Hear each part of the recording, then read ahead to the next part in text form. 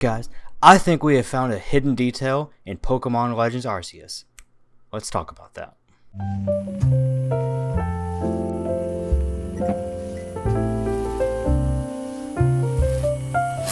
Alright guys, what's up? It's your boy King Speakers here from Raw Slice Gaming, and today we're coming at you guys sort of with a theory. So me and Bryce have been watching the Pokemon Legends Arceus stuff and the new trailers that came with the Pokemon Presents, with the Legends Arceus and all the other games like Pokemon Shining Pearl and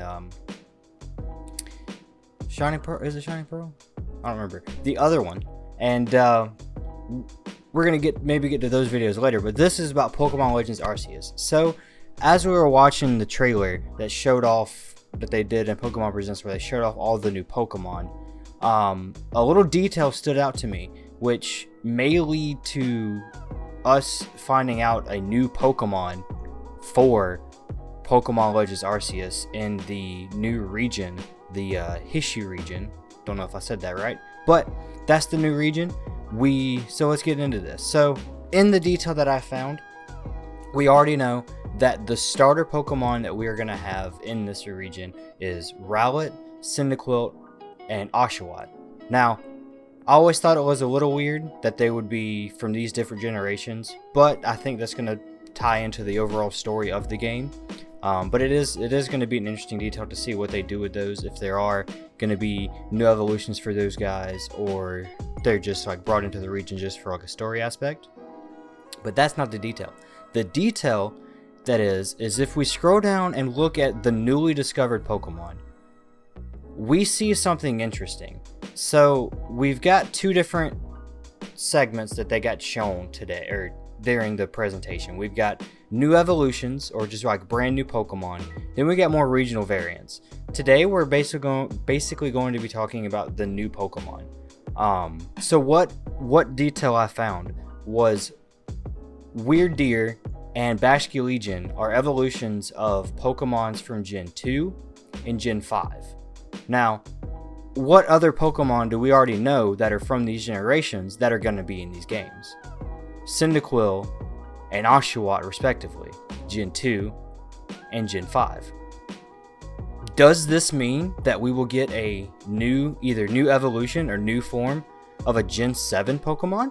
Because we've got Rowlet here, who doesn't have a new form region Pokemon in this game. But this will tie into the regional variants. We've got a Braviary and a Growlithe. So we've got Gen 1 covered, because Gen 1's always going to have a new variant. And Gen 5's got 2. But that's the detail we found. And I thought this would be rather interesting, because there are already all of the starters are from the different regions. So you got Alola, Johto, and Unova respectively. But we don't see a Gen 7 Pokemon as a new Pokemon discovered, a new evolution, or just a brand new form. So that's what today's video is, guys. That little detail to me just like blew my mind that may be a possibility. So what we're gonna do is I've come up with 4 Pokemon that I believe would be really cool to see as either evolutions or regional variants from the Gen 7 Alola region. And I'm just going to share you guys my thoughts, give a little bit of detail about each one and how they could spin it to fit in either in the past or in this regions respectively. So yeah, if you guys enjoyed this video, make sure you like, comment, subscribe down below. I want to know what your guys' pick would be from Gen 7, what you would want to see. And also, let me know if I'm right, or you guys think I'm right, that we will get a Gen 7 regional variant or Gen 7 new evolution in the comments down below. So let's go ahead and hop on into this, guys. Alrighty guys, so this list is going to go down from least favorite sorted to most favorite. I've got 4. I've got 2 that I'm a little bit iffy on, which they would be cool Pokemon to see, but I don't know if they'd make like a really big impact or like be a really different design. Then I got another set of 2, which I think would be really cool and make really, really cool Pokemon. So I've only found the first Pokemon that we're going to look at is Washy. So Washy is basically, it's called the small fry Pokemon. It's basically just it has a solo form and a school form. If you've played Gen 7, you know this was a guardian Pokemon, a totem Pokemon that you had to fight. And it's interesting because when it's full health, up to a certain health percentage, it'll go from a school form to a solo form.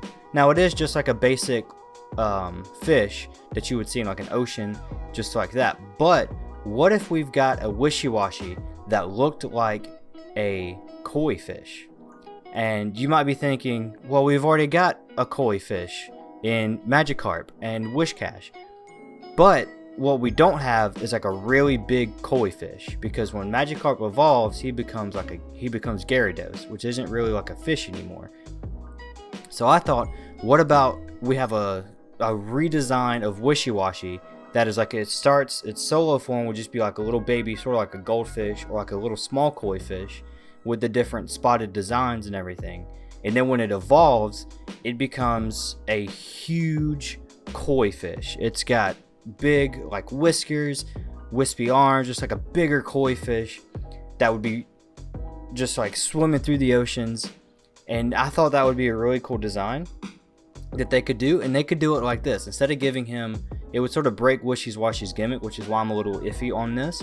But instead of giving it a school form and a baby form or a solo form, give it Washy solo form be the baby, and the school form or the evolution would be this giant carp. I feel like this would fit in good within the set region and time period that the Legends Arceus seem to be built around. And I thought this would be a really cool Pokemon to see get some love, because not a lot of Gen 7 Pokemon get really any love or anything. And so I feel like this would be a good fit for this generation. I could see it being either like, it's already pure water, so I could see it being like a water dark type, or like a water fire, because koi fish can be white or orange, or just a very different range of colors. But the ones you see most are, you'll either see like super dark colored koi fish, or you'll see super bright white and orange koi fish. So I could see it going either way. I don't know if they'd give it fire. They may just leave it as pure water, but either way, I feel like it would be a cool set for this Pokemon. The next Pokemon in this set that I could see being a little bit iffy, it would be cool to see. I don't know if they would really do it in this game, but it would be changing Stuffle and Beware into more of like a full red panda. And instead of leaving it pink and white, sort of like he is, just like giving him the straps down his belly, giving him a longer tail, sort of more looking like a red panda. And I know red pandas are from China, not from Japan, which is what Sinnoh in this region are more based off of. But it would be cool because it's set in a historic back in the day time period. The past is the word I was looking for, and that's when trade was really starting. So I could see these guys being traded into here versus Pokemon from the Hashu or Sinnoh region being traded out, going back and forth for trade. And that would be really cool to see these guys basically get imported into the country. And I could see it doing this, changing it from normal fighting to be fully fairy fighting. You could leave it pink if you want to, just make it look more like a standard red panda instead of just like another little bear that we have just in the region. So we do got a lot of basic bears. We've got Teresia and Ursaring, which are just like really big bears that all they are is just like a big brown bear. So we don't really have anything like a cool full-on red panda or like a big old panda. We've got Pancham, but he's not really like a big fat panda like you would mainly see. He's more like a fighting panda, which is sort of like what Beware is based off of, is just like another fighting panda or bear, which I think it'd be really cool just to change his typing just a little bit, make him a fairy fighting, because he can already learn a bunch of fairy type Pokemon or fighting type moves and a bunch of fairy type moves. He already looks fairy type to me. I always try to think that when I fight a Beware that he is a fairy fighting, but no, he's just a normal fighting. So I could see them doing that. It's not really the one I would want to see the most, but I feel like it would be a cool set to see how they would play that into the story and see what they could do with a full red panda Beware. Alrighty guys, we're on to the top two that I think would be really cool fits, and I could see them doing some really cool design changes. and I could really hope to see these two be in the game. It's not confirmed that we will get a Pokemon from Gen 7 getting a variant, but just sort of like the theory of how we piece together these two, it just makes sense. So the first one that I could see would be Bounsweet's evolution. I'm gonna try my hardest to say it. Okay, you guys ready? Teresia. I know I said it wrong, but I don't care. It's this Pokemon. I'm being honest with you, we've opened a lot of Pokemon cards on this channel. Anytime we see Stinty or this evolution, we just give up on the name. It's a very complicated name for us to say, but it's a very cool Pokemon. And it's got a very interesting ability. And it is the only Pokemon with this ability, and it's called Queenly Majesty. And this Pokemon's Pokedex entry says that it is a Pokemon known for its beauty and well-shaped legs, because it is that, so it's basically like a model for Pokemon, but it's known for its beauty, which had me thinking about things. What is one thing Japan is known for having beautiful plants? Cherry blossom trees. So I could see this Pokemon being changed from its form now to its form here that you see on the screen that I just popped up, sort of looking more like a full cherry blossom. It's got the cherry blossom leaves, it's got a full pink color scheme, it's got a little bit of red in there, sort of like an actual leaf. You could change its head shape. Instead of just being like a hanging hair down, it could be like a little full-on leaf behind its head. And I feel like this would be really cool, and you could just start going down the line. You could start with her, then go down the line. It's just like Bounsweet is sort of like a seed of the fruit in this case, but in the cherry blossom, it's sort of like a little petal or just a few petals that just grows into a bigger bush or bigger tree, if you want to say. And for this, I could see it going one of two ways. For the typings, I could see it being sort of like a grass fairy or a grass dark, which would be interesting. The grass dark's a little bit tweaky. Dark, I feel like would be interesting because we don't have a lot of grass darks or fairy darks or anything like that would work with these. I just feel like her specifically, it would be interesting to sort of see them sort of counteract her being a cherry blossom. So you think she's all, royalty and all nice and all pretty, but in reality, she turns out to just be like a dark. She's still like, she overly focuses on her beauty when she's just like a super dark evil Pokemon, which I think would be a really cool spin on it. Or you could just make her a fairy grass, which would be very interesting just to carry on through that. You could leave her evolution and her ability and everything else the same. But yeah, that's one of the ones that I could see being in this Pokemon game. Alrighty guys, so last up on this list is sort of something I'm swinging way into left field with, but I could see this Pokemon being a big part into this, mainly because of mythology. So the Pokemon I'm talking about is Tortinator. So why did I pick Tortinator over anything else in Gen 7? It's because he's a turtle, and you could say Torkoal would fit this better, but I had to pick something for Gen 7, and I feel like he fits the bill for this the best. So what am I talking about? There is a Japanese legend that's sort of like, it's basically set in like Taoism, so a little bit of Japanese, a little bit of Chinese together, but it's about an entity called the Gyenbu. And what this is it's basically a turtle combined with a snake. Now you don't have to take the snake into this, but he does sort of have a snake face, just a little bit. He's a turtle. There we go. But I could see them like maybe extending his neck or making his tail more of a snake in this design. But why I think he would be good for this is because of what it represents and what they could do with him. So in Tortinator's case, he is a fire and dark turtle. So he's very vicious. He's called the Blast Turtle Pokemon. In his Pokedex entry, it says that his shell on his back is chemically unstable, which means it explodes. And then sometimes if he gets scared or if enemies are near or if he feels danger, he'll just like explode, shoot out fire. What if we took that and we found a way to find a variant of him where he wasn't in dangerous situations or anything like that, where he could just be like a calm, peaceful turtle that people would think would be like a godly turtle or like a mytholic turtle. That's when I found the Genobu turtle. And here's the cool part that we could spin this with.